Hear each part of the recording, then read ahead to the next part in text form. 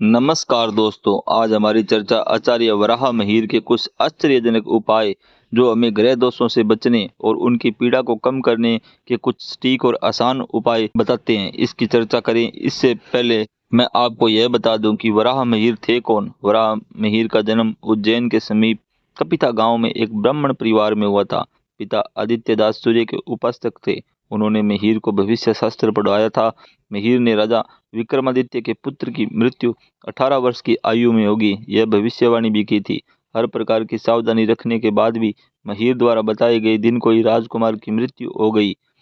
राजा ने मिहिर को बुलाकर कहा, मैं हारा, आप जीते।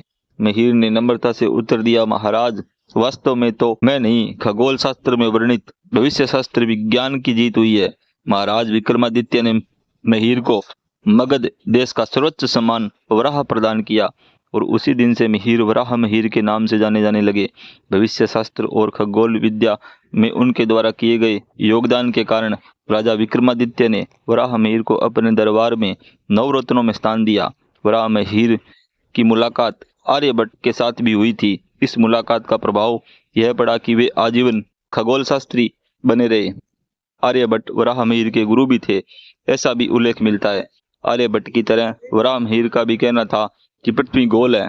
विज्ञान के इतिहास में वह पहले व्यक्ति थे जिन्होंने बताया था कि सभी वस्तुओं का पृथ्वी की ओर आकर्षित होना किसी अज्ञात बल का आभारी है। सदियों बाद न्यूटन ने इस अज्ञात बल को गुरुत्वाकर्षण बल का नाम दिया। वराह मिहिर ने कई पुस्तकें भी लिखी है, जिनमें व्रत संहिता, पंच सिद्धांतिका और वनस्पति शास्त्र। आचार्य वराह मिहिर ने अपने ग्रंथ वराह संहिता में ग्रह पीड़ा निवारण के लिए रत्न दान करने पर बल दिया था। दीर्घकालीन एवं असाध्य रोगों के लिए रुद्र सूक्त का पाठ या महामृत्युंजय का जाप करना भी शुभ फल देने वाला होता है। इसके अलावा आचार्य वराह मिहिर के अनुसार सूर्य जन्म कुंडली की बुरी स्थिति में पड़ा हो और हानिकारक हो रहा हो, जैसे दिल की बीमारी, शासकीय कार्यों में परेशानी, आंखों में कष्ट हो, पेट संबंधी बीमारियां हो, हड्डियों में तकलीफ होती हो, तो उस समय गुड़ का दान करना, गेहूं का दान करना, लाल रंग की वस्तुओं का दान, तांबे का दान एवं यज्ञ और हवन करना लाभप्रद रहेगा, शुभ होगा और संकट कम होंगे। तथा रात्रि के समय आग को दूध से बुझाने से अग्नि रूपी सूर्य को उसके मित्र दुग्ध रूपी चंद्रमा की सहायता प्राप्त होगी तथा अनिष्ट ग्रह की शांति में सहयोग मिलेगा। इसी प्रकार यदि चंद्रमा के कारण कष्ट हो रहा हो, जैसे माता बीमार हो, मानसिक चिंता रहती हो, मानसिक निर्बलता हो, फेफड़ों में रोग हो अथवा धन का नाश हो रहा हो, तो चांदी को बहते पानी में बहा देने से चंद्र संबंधित कष्टों का निवारण करने वाला होगा। तथा इसके अलावा रात में दूध और पानी एक ही बर्तन में रखकर सिराने रखकर सो जाएं एवं प्रातः पीपल के वृक्ष में डाल दें और चंद्र से संबंधित वस्तुएं जैसे पानी, दूध, चांदी अपने से पृथक करें, अर्थात किसी को भी दान कर दें। तथा भगवान भोलेनाथ को इस ग्रह से संबंधित भी माना जाता है। भोलेनाथ के मस्तक पर चंद्रमा विराजमान है, अतः भगवान भोलेनाथ को दुग्ध मिश्रित जल से पूजन करें तथा रात्रि में दूध नहीं पिएं।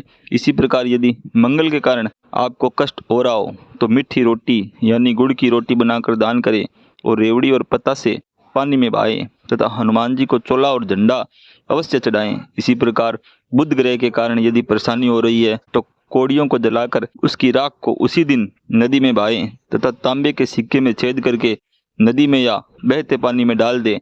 साबुत मूंग, पन्ना आदि का दान करें और फिटकड़ी पीसकर या फिटकड़ी युक्त मंजन करें, इससे ग्रह का निवारण शीघ्र ही होगा। अब इसी प्रकार यदि गुरु के कारण अनिष्टकारी स्थिति पैदा हो गई हो तो घर के हर सदस्य से एक एक मुद्रा इकट्ठा करके मंदिर में गुप्त दान करें, नियमित रूप से करें और गुड़ और हल्दी आटे में मिलाकर बृहस्पतिवार के दिन गाय को खिलाएं तथा लड्डू गोपाल की सेवा प्रारंभ कर दें। इससे तुरंत आपको लाभ दिखाई देगा। अब यदि शुक्र ग्रह के कारण अनिष्टकारी स्थिति पैदा हो गई हो तो पशुओं को चारा खिलाएं, गौ दान करें, घी, कपूर, सफेद मोती तथा दही का दान करें, गाय को अपने भोजन से निकाल कर खाना दें, तब इसमें भोजन करें। इससे शुक्र यदि कुंडली में कमजोर स्थिति में भी है तब भी अच्छा फल जातक को प्राप्त होगा। अब यदि शनि के कारण अनिष्ट स्थिति पैदा हो जाती है तब अनिष्ट फल दूर करने के लिए तेल में अपनी छाया को देखकर तेल दान करें। काली उड़द, लोहा, तेल से बनी वस्तुएं, चमड़ा, पत्थर, शराब, स्प्रिट आदि का दान करें और कौओं को अपने खाने में से कुछ न कुछ भाग अवश्य खिलाएं। काले कुत्ते को मीठी रोटी या गुड़ खिलाएं। चींटियों को काले तिल में गुड़ मिलाकर डालें, इससे शनि ग्रह अच्छा फल देने के लिए बाध्य हो जाते हैं। इसी प्रकार यदि राहु के कारण अनिष्टकारी स्थिति पैदा हो जाती है तो नारियल को नदी में बहाएं, मूली का दान करें तथा कोयला नदी में बहाएं और सफाई कर्मचारियों को रुपए, कपड़े व अनाज का दान करें। और यदि जन्म पत्रिका में केतु अनिष्टकारी स्थिति में हो तो कुत्ते को भरपेट भोजन करवाए। केतु की दशा में पुत्र का व्यवहार भी बदल जाता है, अतः मंदिर में अन्न, वस्त्र और कंबल आदि का दान करें। इसके अलावा एक और बात, यदि आर्थिक स्थिति सुदृढ़ करने के लिए तथा गृह कलेश शांत करने हेतु पंडेरी अर्थात जहाँ पीने का पानी रखा जाता है वहाँ प्रतिदिन शाम को शुद्ध घी का दीपक रखकर ईश्वरीय एवं पितरों से अज्ञानतावश हुए अपराधों के लिए क्षमा प्रार्थना अवश्य करें। और प्रतिदिन गणपति को लाजा अर्थात खील चढ़ाने से भी रोजगार में वृद्धि होती है। और प्रतिदिन सूर्योदय के समय अर्घ्य देने से शीघ्र ही भाग्योदय होता है। और प्रतिदिन गणेश जी को दुर्वा अर्पित करने से भाग्योदय जल्द होता है। प्रतिदिन 1 माह तक सप्त धान्य का चूरा और गुड़ मिलाकर काली चींटियों को डालना क्लेश मुक्तिकारक होता है। इसी प्रकार ज्योतिष जानकारी के लिए चैनल को लाइक और सब्सक्राइब करें। ओम नमः शिवाय।